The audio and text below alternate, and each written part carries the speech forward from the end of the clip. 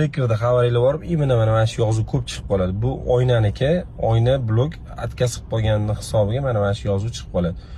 Bu unaqa seriozniy narsa hisoblanmaydi. Sizlarga yo'qotish yo'lini ko'rsatib qo'yaman mana. Откройте, затем закройте окна водителя deyapti.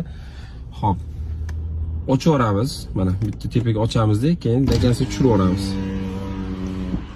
Ushlab turamiz. 3 sekund, 4 sekund. Endi qo'yaveramiz. Keyin oxirigacha yana yopib qo'yamiz.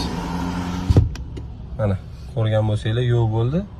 Hozir faqat benzinniki yonib qoldi bu yerda. Benzin qolmagani hisobiga boyiga narsa yo'q bo'ldi. Mana hozir mashinani o'chirib boshqatdan zabt ko'ramiz.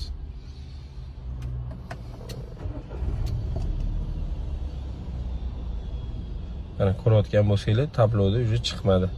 Mana shu narsa agar sizlarda ham yonib qolsa, trackeringlarda xuddi mana shunaqa o'chirsanglar, sirazi mana shu yozuv ketadi.